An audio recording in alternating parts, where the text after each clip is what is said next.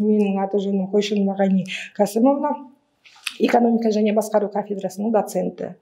Сіздердің назарларыңызға бүгінгі ұсынып отырған сабағымыз мейрамхана бизнесін жоспарлау пәні. Алдымен сіздер мейрамхана бизнесін жоспарлау пәні нені оқытады, қандай сұрақтарды қарастырамыз, осының бәріне шолу жасап өтсек, онан кейін ары қарата силабус бойынша, пәннің жоспары бойынша сабақтарды ары қарата жоспар бойынша сұрақтарды қарастырамыз. Сондықтан сіздер қазір білесіздер, мына биылғы жағдайға байланысты мейрамхана бизнесінің жұмысының тоқтап қалғандығы өте нарықта. Жалпы бизнестің ішіндегі мейрамхана бизнеске бұл нарықтағы жағдайдың үлкен әсері, яғни үлкен әсер етті. Сондықтан соған өзіне қарамай мейрамхана бизнесіндегі кәсіпкерлер өз жұмыстарын ары қарата жалғастырып жатыр. Мысалы, олар тапсырыс бойынша жұмыс істеп, апарып беріп тағамдарын қалай да болса күндерін көруді қарастырып жатыр. Сондықтан да мысалға алатын болсақ, қандай тапсырыстар берсе, тұтынушылар соны жеткізуге тырысады. Себебі олардың алып отырған мекемелері бар, арендаға алып отырған, оның қаржысын төлеу керек, немесе қол астындағы жұмыс істеп жатқан жұмысшылардың жалақыларын төлеу керек. Сондықтан осының бәріне жауап беру үшін осындай жұмыстарды ұйымдастыруға тәуекел жасап, бел буып, осындай жұмыстардың барлықтарын атқарып жатыр. Мысалға алатын болсақ, мейрамхана қызметінің бірінші тарихына, оның жоспар негіздеріне, қызмет көрсету персоналының имидж технологиясының ерекшеліктеріне және персонал қызметтерін ұйымдастыру, шетелдік тәжірибе қалай ұйымдасып жатыр нарықта осы мейрамхана бизнесі бойынша, соның бәріне ақырын қысқаша шолу жасап өтейік. Және де сонымен қатар қаржы шаруашылық қызметін қалай талдау жасаймыз, және де мейрамхана персоналдардың қызметтік технологиясын талдауы қалай, персоналдың қызметтердің имиджін дамытудың жолдары қандай, және өндірістік және әлеуметтік сервисті дамыту жолдары қандай, персоналдың қызмет көрсету сапасын жетілдіру жоспарлары қандай, материалдық базаны қалай жақсартады, персоналдың қызметінің алғы шарттарын қалай алдыға қойып, жұмыс деңгейін жоғарылатуға өз үлестерін кәсіпкерлер қосады. Осындай сұрақтардың барлықтарына жауап берсек деп ойлаймыз. Сондықтан да қандай да нарықта жағдай болмаса да, бұл жұмыстар өз сәттілік қызметіндегі сәтті жағдайларын тауып, нарықта жұмыстарын атқарып жатыр. Сондықтан да тамақтану саласына біз білеміз, нарықтық экономикада бұған дейін де әр уақытта сұраныстың барлығын, сұранысқа әсер ететін факторлардың барлығын біз білеміз. Мысалы, халықтың табыс деңгейінің жоғарылауы, халықаралық интеграцияның дамуына байланысты елімізге шетел азаматтарының сапар шегіп келуі, және де үй атмосферасының сыртында демалуға деген қажеттіліктің болуы, және имидж мәселесін жоғарылату мәселесіне той томалақ кешендерді мейрамханаларда ұйымдастыру үлкен орын алатұғын. Енді бұның барлығына қазір шектеулер қойылып, соның өзінде де бірақ бұл жұмыстар жоғарғы деңгейде өз жұмыстарын тауып жатыр.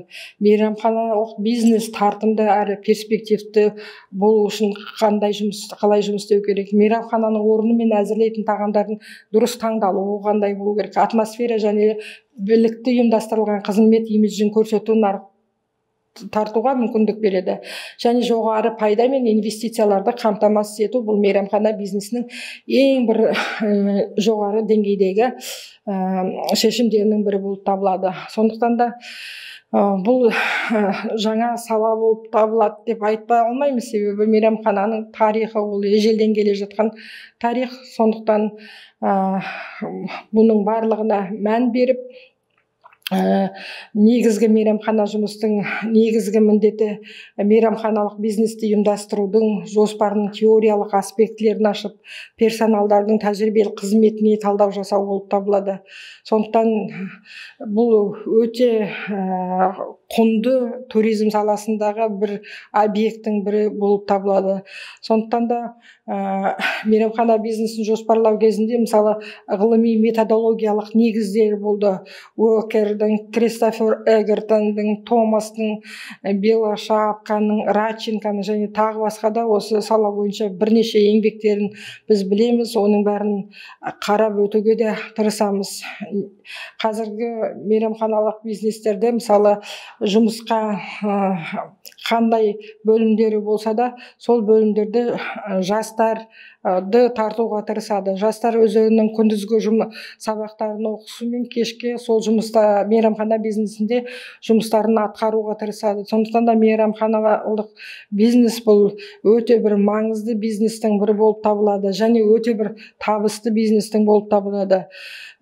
Сонымен адамдар мұнда мейрамханаға тек қана тамақ ішіп тойынуға ғана келмейді, сонымен қатар бір-бірімен қарым-қатынас орнатуға мұқтаж.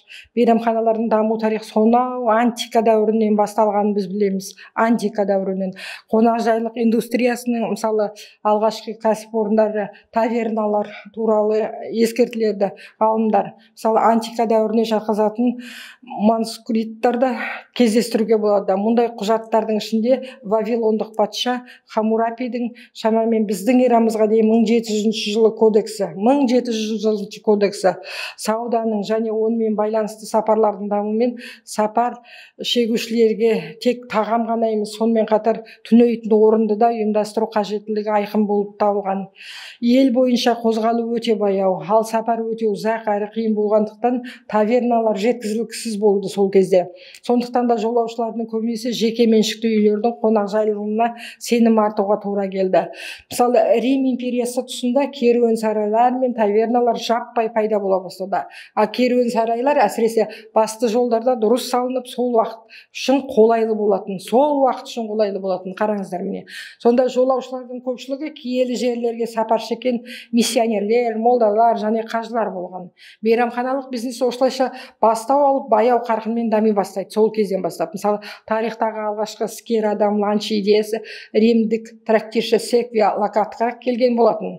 Ол біздің эрамызға дейін 40-шы жылдардың өзінде галералық айлақтағы үйіне барып тамақтануға қолдар тимейтін, маклердің өмірін жеңілдететін, ал император Адрианның билік еткен уақытында біздің эрамызға дейінгі 117-138 жылдары римдік бас аспаздар Палатин төбешігінде өздерінің меншікті аспаздық өнер академиясын құрған. Сол кезде академиясын құрған. Мысалға алатын болсақ, 18 ғасырда Европалық континентте қажыларға арнап ұлы Карл демалыс үйлерін құрған. Кейбір әскерилердің басты қызметі болып табылған осы қажыларды киелі жерлерге сапар шегу кезінде қорғау және қонақжайлық көрсету болып табылған.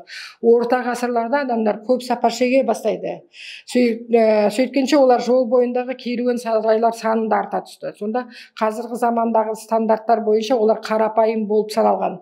Ал керуен сарайларда қызмет көрсету сапасы жоғарылай бастаған. Сапар шегуші адамдар саны да ұлғая бастаған. Олардың көбісінің жағдайы жақсы, комфортта өмір сүріп үйренген адамдар болатын. Сондықтан олар керуен сарайларға жоғары талап қояды. Ал бұл қызмет көрсету саласында прогрестің басталуына себеп болды. Мысалы 16-шы жүзжылдықта батыс Европада кофе мен шай экспорттала бастайды. Келесі ғасырда мысалы кофейнялар тез қарқынмен барлық Европаға жайыла түседі. Ал 1675 жылға қарай бір Венецияның өзінде 100-деген кофейня болды. Венецияның өзінде. Бірінші ағылшын кофейнясы 1652 жылы Лондон қаласындағы Сент Майкл Аллей көшесінде ашылды. Мысалы 18 ғасырдың соңында өндірістік революция барысында адамдар жиі қоныс аудара бастады. Орта тап қалыптаса бастайды. Ал орта таптың болуы жұмысы сәтті жүріп жатқан әрбір ресторатор үшін қажетті болды. Бірте-бірте сұраныс пен ұсыныс тепе-теңдікте болды. Қазіргі заманғы мейрамханалық бизнестің қалыптасуына алып келді. Мысалы француз революциясы адамзаттың аспаздық талғамының даму бағытының өзгеруіне септігін тигізді. Қазіргі заманғы мейрамхана атасы Буланже Байл көшесінде тәулік бойы жұмыс істейтін табернаға иелік еткен. Ондағы басты тағам ресторансыз күш қуат беретін, қалыпқа келтіретін деп аталатын көже суп болған. Мысалы, ресторан дейтін атау содан шыққан. 1782 жылы Ришелля көшесінде бірінші нағыз мейрамхана Гранд Таверн де Лондерс Гранд Таверн де Лонд, ал 3 жыл өткен соң тағы біреуі Ауктроус Фрес Провеласов Отрава Фререра Прованы ашылды. 1794 жылға қарай Парижде 500 мейрамхана болды. 500 мейрамхана. Мейрамхананы француз революциясының жемісі деп айтуға болмас. Бірақ оның әрі қарай дамып мейрамхана идеясының бүкіл әлемге жайылуы осы революцияның арқасы болатын. Сонымен мейрамхана қонақтарына клиентураға, тағамдардың, сусындардың, кондитерлік өнімдердің, оның ішінде фирмалық және қиын әдіспен дайындалатын тағамдардың кең ассортиментін ұсынылатын тамақтандыру кәсіпорны болып табылады. Мейрамханалардағы қызмет көрсету деңгейі жоғары, маманданған аспаздар, даяшылар, метро отельдерімен қамтамасыз етіліп, демалыс пен сауықтыруды ұйымдастырумен үйлеседі. Мысалы, мейрамханалық бизнес арнайы орын бөлінген және негізгі гигиеналық, заң шығарушылық талаптарға жауап беретін, клиентті тамақ пен сусынмен қамтамасыз ететін, қызмет көрсету түрінің ұйымдастырылуы, мейрамхана клиентураға олардың гастрономиялық қажеттіліктерін қанағаттандыру мақсатында тағамды өндіреді және ұсынады. Бұл қызмет түрінің экономикалық мақсаты пайда алу. Мейрамханалар орналасқан жеріне сәйкес келесідей классификацияланады. Орналасқан жеріне байланысты. Қалалық мейрамханалар қала ішінде орналасады. Олар әдетте әрқилы тағамдар түрін ұсынады, немесе түскі асты және немесе кешкі асты ұсынуда маманданады. Белгілі бір сағаттарда жұмыс істейді және көп санды клиентураға ие болады. Келушілер өздері қызмет көрсететін мейрамханалар. Мұндай мейрамханалар түрі тез қызмет көрсетумен және салыстырмалы түрде төмен бағалармен, даяшылар мен қызмет көрсетілмеген соң байланысты. Олар іскер орталық аудандарда орналасады және олардың клиенттері тамақ қабылдауға уақыттары аз адамдар. Мұндай мейрамханалар ерекше жиһазымен, интерьерімен айрықшаланады. Алғаш рет мұндай мейрамханалар Америкада пайда болды. Вокзалдық мейрамханалар темір жол автобус вокзалдарында және әуежайларда орналасады. Тәулік бойы жұмыс істейді. Ондағы ас мәзірі қарапайым болады және айтарлықтай тез қызмет көрсетеді. Вагон мейрамханалар негізінен ұзақ сапар шегетін пойыздарда болады. Негізгі талап орындарының сенімділігі, жұмыс сағаттары шектеулі. Теплоходтағы мейрамханалар пассажирлер сапар шегетін классқа байланысты әртүрлі класты болады. Белгілі бір сағаттарда жұмыс істейді. Өздеріне өздері қызмет көрсететін мейрамхана болуы да мүмкін. Мысалы, мототуристерге арналған мейрамханалар, машина ішінен шыққысы келмейтіндерге арналған американдық мейрамханалардың тағы бір түрі. Шоссе маңына немесе ірі автотұрақтарда орналасады. Уақытты үнемдеу мақсатында клиенттерге машина ішінде қызмет көрсетіледі. Әуе ұшақтарындағы мейрамханалар. Мұнда мейрамхана деп айтуға болмас. Ұшу кезіндегі пассажирлер отырған орнына тамақ пен сусын ұсынуы. Ас мәзіріндегі тағамдар ассортименті кең емес мұнда. Сонымен қатар тамақтанду кәсіпорындарының түріне кафетерия, дискобарлар, асхана, буфеттер жатады. Клиенттерге ұсынатын тағамдар мен сусындар ассортиментіне байланысты мейрамханаларды екі категорияға бөледі. Біріншісі толық сервисті және маманданған. Басқа категориялардың ішінен тез қызмет көрсету, түскі асқа маманданған ерекше жағдайларға арналған күнделікті ұлттық немесе тағы да басқа мейрамханаларды атап өтуге болады. Бұлай топтастырғанда кейбір мейрамханаларды бірден екі категорияға жатқызуға тура келді. Мысалы, Taco Bell бұл тез қызмет көрсететін ұлттық мейрамхана. Ал Гард Хаузе маманданған мейрамхана, оның мамандануы түскі астар. Толық сервисті мейрамхананың аталу себебі онда тағамдардың өте үлкен ассортименті, әсіресе порционды тағамдар ассортименті кең және де онда үстелге тартылатынның барлығы дерлік мейрамхана тұсында өсірілген шикізаттан бастап көкөністерге дейін. Толық сервисті мейрамханалар ресми және бейресми болуы мүмкін. Олардың баға, атмосфера және ұсынылатын ас мәзірі бойынша классификациялауға жасауға болады. Мысалы, көптеген толық сервисті мейрамханалар өзге белгілері бойынша жіктелсе, басқа категорияларға жатуы мүмкін. Мұндай мейрамханаларда әзірленетін тағамдар өте гуисне немесе жоғары аспаздық дәрежеде болады. Әдетте онда батыс гурмандарының пікірінше әлемдегі ең үздік болып саналатын француз және итальян аспаздығының дәстүрлері өркендеуде. Толық сервисті мейрамханаларда қызмет көрсету деңгейі әдетте өте жоғары болып табылады. Метрдотель қонақтарды қарсы алып, үстел басына жайғастырады, бас аяшы тағамдар жөнінде кеңес береді, олардың ерекше қасиеттерін түсіндіреді, тапсырысқа берілген тағамдарды қандай шарап сәйкес келетінді айтып береді. Кейбір фэшн белді толық сервисті мейрамханаларда тағамдарға арналған қосымша үстел немесе дөңгелекті арба қолданылады.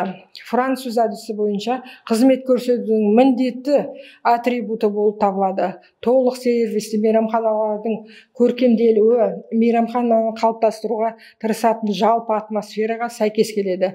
Керемет тағам, қызмет көрсету және атмосфера осының бәрі кешенді түрде ұмытылмас әсер қалдырады. Мейрамханалардың мамандануы әрқилы болуы мүмкін. Тез қызмет көрсету, отбасылық, күнделікті мейрамханалар, сондай-ақ мейрамханалар ұлттық тағамдарды кешкі ас, таңертеңгілік асты әзірлеуге және тағы басқа жағына маманданады. Мысалы, жоғарыға айтылғандай, бұл классификация басқа классификациялармен қиылысып, бір мейрамхана бір уақытта маманданған әрі толық сервисті бола алады. Мысалы, Оливье Гарден итальян тағамдарына Ред Лобстер теңіз өнімдері маманданады. Тез қызмет көрсету мейрамханалары гамбургтермен, қуырылған картоп, хот-догтармен, балапандар, әртүрлі балық және ұлттық тағамдармен, мексикан такосымен, бурритосы секілді шектелген ас мәзірді ұсынады. Ас мәзірдің мұндай шектеулерімен мамандануы қызмет көрсетуді тездетеді. Мұндай қызмет көрсету түрі қолы бос емес азаматтарға өте тиімді.